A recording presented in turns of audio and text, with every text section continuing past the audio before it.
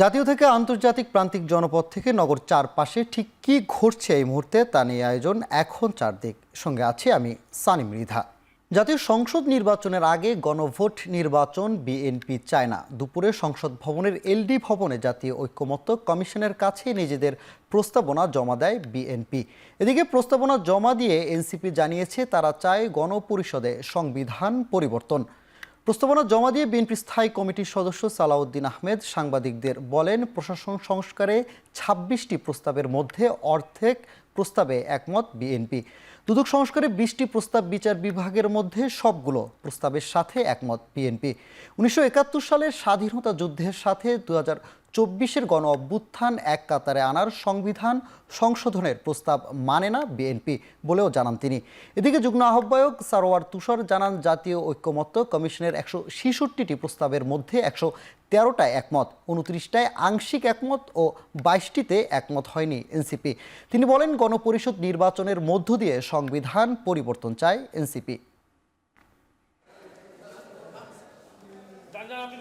বলতে পারেন যে উদ্বেগ জানিয়েছি যে 5টা কমিশন আলাদা আলাদাভাবে তাদের প্রস্তাবগুলো সবাইকে দিয়েছে। সেখানে অনেকগুলো বিষয় ছিল। এখন সেখান থেকে কনসাইজ করেই কিন্তু ১৬৬টা স্প্রেডশিটে এসেছে। সেখান থেকে আরও কনসাইজ করে জুলাই চার্টার আসবে। তাহলে আমাদের প্রশ্ন ছিল যে এই যে এত কনসাইজ করার পরে যেগুলো গুরুত্বপূর্ণ কিন্তু বাদ পড়ে যাচ্ছে, সেগুলো আমরা কেন বাদ দিচ্ছি? শুধুমাত্র ঐক্যমত্য হচ্ছে না। এখন ঐক্যমত্য আসলে তো প্রত্যেকের যার যার রাজনৈতিক অবস্থান থেকে তৈরি হয়। তা আমরা তাদের কাছে জিজ্ঞেস করেছি যে এত গুরুত্বপূর্ণ যে সমস্ত প্রস্তাব আসবে কিন্তু জুলাই চার্টারে অন্তর্ভুক্ত হবে না, সেগুলোর ব্যাপারে কমিশন কি ভাবছে? সংবিধানের প্রথমেই স্প্রেডশিটে যেটা থাকা উচিত ছিল যে প্রস্তাবনা, সেই বিষয়টা ওনারা স্প্রেডশিটে উল্লেখ করে নাই, যেটা ১ নম্বরে থাকা উচিত ছিল। সেটা পুরোপুরি পরিবর্তনের বা সংশোধনের একটা প্রস্তাব আছে, অনেকটা রিরাইটিং এর মতো, যেখানে ১৯৭১ সালের স্বাধীনতা যুদ্ধের সাথে ২০২৪-এর গণ অভ্যুত্থানকে এক কাতারে নিয়ে আসা হয়েছে, যেটা সমুচিত বলে আমরা মনে করি না। এটাকে অন্য জায়গায় রাখার বা তফসিল অংশে রাখার বা স্বীকৃতি দেওয়ার বিভিন্ন রকমের সুযোগ আছে, সেটা আলাপ আলোচনার মধ্যে দিয়ে আমরা পরে প্রকাশ করব।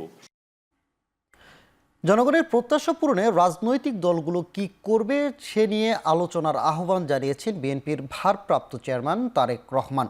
রোববার জাতীয়তাবাদী সমমনা জোটের ইফতার অনুষ্ঠানে ভার্চুয়ালি যুক্ত হয়ে তিনি এ আহ্বান জানান। বলেন, সংস্কার সহ বিভিন্ন বিষয় নিয়ে কথা বলার পাশাপাশি জনগণের সকল ইস্যু নিয়ে কথা বলা উচিত। আওয়ামী লীগ পুরো নির্বাচনী ব্যবস্থা ধ্বংস করেছে উল্লেখ করে তিনি বলেন, ধ্বংস হওয়া প্রতিষ্ঠানগুলোকে মেরামত করতে হবে। অনুষ্ঠানে বিএনপির স্থায়ী কমিটির সদস্য মির্জা আব্বাস বলেন, বিএনপির আওয়ামী লীগের প্রাতিষ্ঠানিক বিচার চায়। বিএনপিকে আওয়ামী লীগের দিকে ঠেলে দেওয়ার চেষ্টা সফল হবে না বলেও জানান তিনি। জুলাই আগস্টে জনতার যে অভ্যুত্থান, এই দেশের মানুষের জনগণের রাজনৈতিক দলগুলোর সাথে জনগণের সমর্থন ছিল বলেই সম্ভব হয়েছে পলাতক স্বৈরাচারের মতন একজন মাফিয়া স্বৈরাচারকে এই দেশ থেকে বিতাড়িত করতে সক্ষম হয়েছে। সংস্কারের যেই বিষয়গুলো নিয়ে মিডিয়া গরম, সেই বিষয়গুলোর কোনো রকম পরিবর্তন হলে প্রত্যক্ষ বা পরোক্ষভাবে হয়তো রাজনৈতিক দলগুলো উপকৃত হবে, রাজনীতিবিদরা উপকৃত হবেন হয়তো, বা পরিবর্তন হতে পারে রাজনীতির কিছু কিছু। কিন্তু আমাদের রাজনীতির সবচেয়ে বড় যে পুঁজি জনগণ, তাদের ইস্যুগুলোকে নিয়ে আমাদের কি কথা বলা উচিত না? তাদের ইস্যুগুলোকে নিয়ে আমাদের কি চিন্তা ভাবনা করা উচিত না? অবশ্যই উচিত, কারণ এটি হচ্ছে আমাদের রাজনীতি। গেল ১১ মার্চ সেনা প্রধানের সাথে সাক্ষাতের সময় কি ঘটেছিল জানিয়েছেন জাতীয় নাগরিক পার্টির উত্তরাঞ্চলের মুখ্য সংগঠক সার্জিস আলম। তিনি দলের আরেক সংগঠক হাসনাত আবদুল্লাহর বক্তব্যের কিছু অংশে দ্বিমত পোষণ করেছেন। ওই বৈঠকের কথাগুলো যেভাবে ফেসবুকে স্ট্যাটাসের মাধ্যমে জনসম্মুখে এসেছে, এই প্রক্রিয়াটি সমীচীন হয়নি বলে মনে করেন সার্জিস। এতে করে পরবর্তীতে যে কোনো স্টেক হোল্ডারের সাথে গুরুত্বপূর্ণ আলোচনা আস্থার সংকটে পড়তে পারে বলে শঙ্কার কথাও তুলে ধরেন এনসিপির এই নেতা। রোববার দুপুরে নিজের ভেরিফাইড ফেসবুক পেজে এক দীর্ঘ পোস্টে ১১ মার্চের বৈঠকের বিষয়টি তুলে ধরেন সার্জিস আলম। জানান, ওই দিন সেনানিবাসে তাদের ডেকে নিয়ে যাওয়া হয়নি, তারা নিজেরাই যোগাযোগ করে গিয়েছিলেন। সার্জিস বলেন, মানুষ হিসেবে যে কোনো ব্যক্তি বা ব্যক্তির অভিমতকে এক একজন এক একভাবে অবজার্ভ করেন। হাসনাত সেদিন তার জায়গা থেকে যেভাবে সেনা প্রধানের বক্তব্যকে অবজার্ভ ও রিসিভ করেছে এবং ফেসবুকে লিখেছে, তার সেক্ষেত্রে কিছুটা দ্বিমত আছে। তিনি বলেন, তার জায়গা থেকে তিনি সেদিনের বক্তব্যকে সরাসরি প্রস্তাব দেওয়াকে আঙ্গিকে দেখেন না, বরং সরাসরি অভিমত প্রকাশের মতো করে দেখেন। সার্জিস লেখেন, রিফাইন্ড আওয়ামী লীগের জন্য চাপ দেওয়া যে বিষয়টি এসেছে, সেখানে চাপ দেওয়া হয়েছে এমনটি তার মনে হয়নি, বরং রিফাইন্ড আওয়ামী লীগ না আসলে দীর্ঘমেয়াদে দেশের পরিস্থিতি এবং রাজনৈতিক দলগুলোর মধ্যে যে সমস্যা সৃষ্টি হবে সেটা সেনাপ্রধান অতি আত্মবিশ্বাসের সাথে বলেছিলেন। হাসনাতের ওই দাবি নিয়ে সার্জিস লিখেছেন যে টেনে হাসনাতের ফেসবুকে লেখা উপস্থাপন করা হয়েছে। তিনি মনে করেন কনভারসেশন ততটা এক্সট্রিম ছিল না।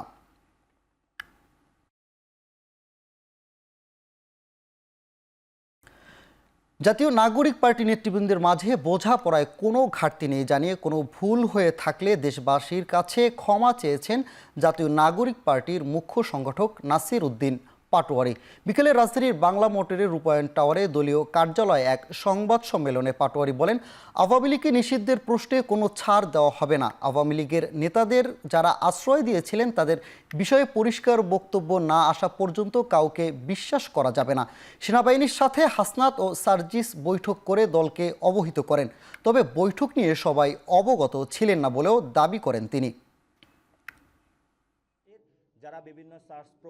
জাতীয় নাগরিক পার্টির যারা নেতৃবৃন্দ রয়েছেন তাদের মাঝে কোনো দূরত্ব বা কোনো বোঝাপড়ার জায়গায় ঘাটতি নেই। আন্দোলন এবং পলিটিক্যাল জায়গা দুইটা আলাদা জায়গা। সেই জায়গা থেকে এই গণ অভ্যুত্থানের ছাত্ররা নিজেদেরকে পলিটিক্যাল জায়গাতে ট্রান্সফরমেশন করতেছে। তো সেই জায়গাটায় কিছু ক্ষেত্রে যদি ভুল ত্রুটি হয়ে থাকে দেশবাসীকে ক্ষমা সুন্দর দৃষ্টিতে দেখার জন্য অনুরোধ জানাচ্ছি। রিফাইন্ড হোক, যেই কোনো মূল্যে বাংলাদেশে আওয়ামী লীগের কোনো রাজনীতি করার অধিকার নাই।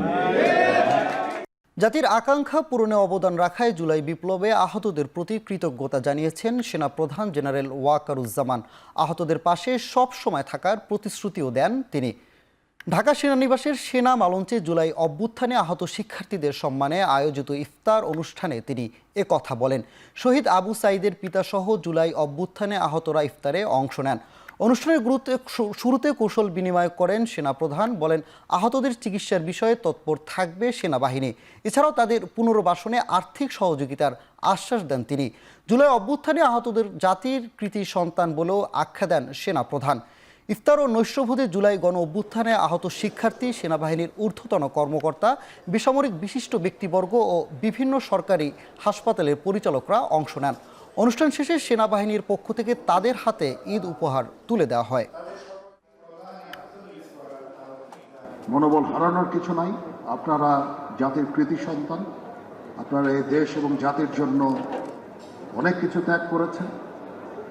আমি আপনাদের অভিনন্দন জানাচ্ছি, আপনাদের প্রতি কৃতজ্ঞতা জানাচ্ছি এবং আপনাদেরকে এই অ্যাসুরেন্স দিচ্ছি যে আমরা সবসময় আপনাদের পাশে থাকবো ইনশাআল্লাহ।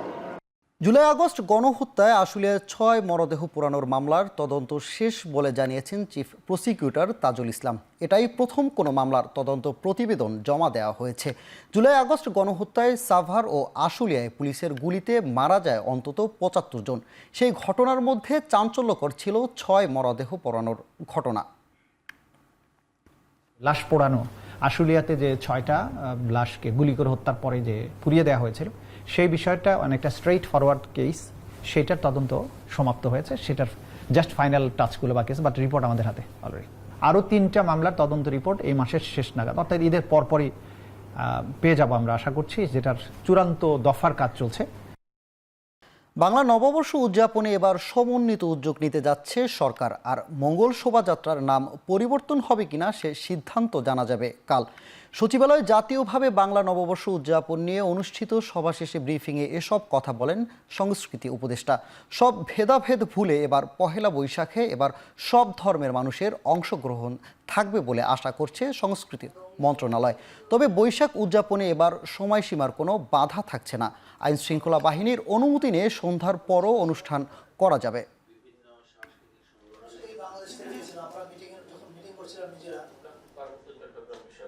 এবারের শোভাযাত্রা যেটা চারুকলা থেকে বের হবে সেখানে আপনারা সত্যিকার অর্থে নতুন জিনিস দেখবেন, মানে ভিজুয়ালি আপনাদের চোখেই পরিবর্তন দেখতে পাবেন অনেক। সেটা এখন আমরা ডিটেল না বলছি, ইটস এ টিজার। যারা অংশগ্রহণ করবেন তারা প্রত্যেকে নিজেরাই নিজেদের চোখে দেখতে পাবেন যে পরিবর্তনগুলো কিভাবে ঘটছে। তবে আসলেই নতুন কিছু দেখবেন, নতুন রং দেখবেন, নতুন গন্ধ পাবেন, নতুন সুর পাবেন। জাতীয় পরিচয়পত্র সংশোধনের আবেদন জুনের মধ্যে নিষ্পত্তিতে কাজ করছে জাতীয় পরিচয়পত্র নিবন্ধন অনুবিভাগ। আগারগাঁওয়ে নির্বাচন ভবনে সংবাদ ব্রিফিংয়ে কথা জানান সংস্থাটির মহাপরিচালক ASM হুমায়ুন কবির। তিনি বলেন, বর্তমানে ভোটার তালিকা হালনাগাদের কার্যক্রম চলায় NID সংশোধনের কাজে কিছুটা সময় লাগছে। তবে সিস্টেম আধুনিকায়নের ফলে দ্রুত সময়ের মধ্যে তা শেষ হবে বলে আশাবাদী তিনি। চলমান ক্রাশ প্রোগ্রামের মেয়াদ আপাতত বাড়ানোর সিদ্ধান্ত নেয় কমিশনের। এ সময় NID সংক্রান্ত কাজে অসৎ উপায়ের সাথে জড়িতদের আইনের আওতায় আনার কথাও জানান তিনি।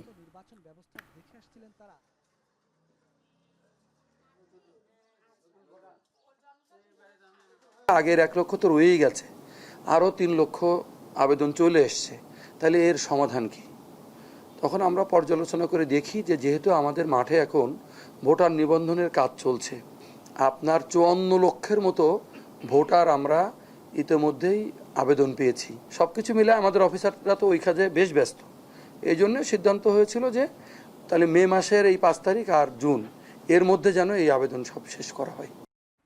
গত সরকারের আমলে যে সকল ভারতীয় মিডিয়া আওয়ামী লীগের হয়ে কাজ করেছে তারাই এখন বাংলাদেশ নিয়ে প্রোপাগান্ডা ছড়াচ্ছে, এমন মন্তব্য করেছেন গণমাধ্যম সংস্কার কমিশনের প্রধান কামাল আহমেদ। প্রেস ইনস্টিটিউট বাংলাদেশ এবং অক্সফাম ও ডেভেলপমেন্ট মিডিয়া ফোরামের যৌথ আয়োজনে এই সেমিনারে তিনি বলেন, ভিউ বাড়ানো এবং ভাইরাল হওয়ার প্রবণতা থেকেই বিভিন্ন মিডিয়া হাউস এ কাজ করছে। গুজব সংবলিত সংবাদ প্রচার এড়াতে প্রতিষ্ঠানে যোগ্য ব্যক্তিদের নিয়োগ দেওয়ার আহ্বান জানান তিনি। এ সময় পরিবেশ উপদেষ্টা রিজওয়ানা হাসান বলেন, মিথ্যা তথ্যের বিরুদ্ধে সচেতনতা বাড়াতে হবে। নিউজ সরিয়ে নেওয়া হচ্ছে কিন্তু দুঃখ প্রকাশ করা হচ্ছে না, তার কোনো দায়িত্ব স্বীকার করা হচ্ছে না, ক্ষতিগ্রস্তের কাছে ক্ষমা চাওয়া হচ্ছে না। ক্ষতিগ্রস্ত কি প্রতিকার পাবেন, তার প্রতিকারের একটা বিষয় থাকবে না, সে বিষয়ে নিষ্পত্তি হচ্ছে না। এগুলো খুব দুর্ভাগ্যজনক। যদি বাংলাদেশের কনটেক্সটে বলি, কেন এত 15টা বছর আমরা এত রকমের এত রকমের তথ্য যেগুলো আমরা বিশ্বাস করেছিলাম এখন জানছি সেগুলো ভুল, আবার এখন কেন এত রকমের অপপ্রচার হচ্ছে? যদি উদ্দেশ্যটা দেখেন, উদ্দেশ্য হচ্ছে রাজনৈতিক এবং অর্থনৈতিক। সমাজের বিত্তবানরা ঠিকমতো জাকাত দিলে দেশের দরিদ্র মানুষের ভাগ্য উন্নয়ন হতো বলে মন্তব্য করেছেন অন্তর্বর্তী সরকারের ধর্ম উপদেষ্টা ডক্টর আফামা খালিদ হোসেন। রোববার বিকেলে বাইতুল মুকাররম সভাকক্ষে ইসলামিক ফাউন্ডেশন আয়োজিত জাকাত বোর্ডের সেমিনারে তিনি কথা বলেন। সেমিনারে উপদেষ্টা বলেন, দেশে জাকাতের প্রচারণা বেশি হয়, এবার জাকাত ফান্ড থেকে দুস্থদের 11 কোটি টাকা দেওয়া হবে বলেও জানান তিনি। সাংবাদিকদের প্রশ্নের জবাবে উপদেষ্টা জানান, সবচেয়ে বেশি জাকাত আদায় হয় চট্টগ্রাম থেকে।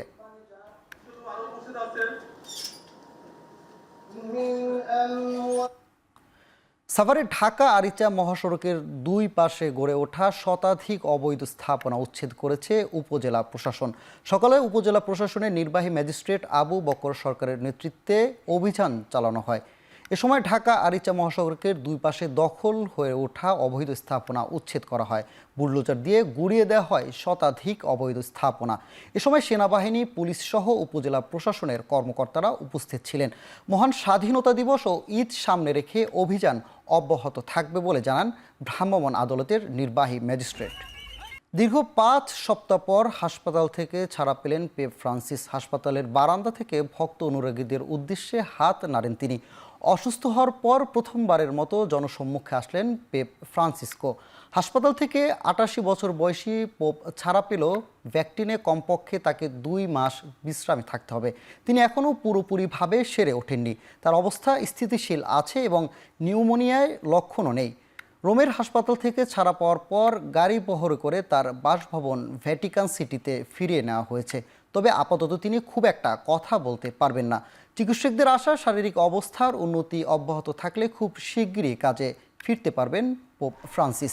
তার শ্বাস প্রশ্বাস স্বাভাবিক আছে বলেও নিশ্চিত করেছেন চিকিৎসকরা। 12 বছর ধরে রোমান ক্যাথলিক চার্চের নেতা হিসেবে দায়িত্ব পালন করছেন পোপ ফ্রান্সিস।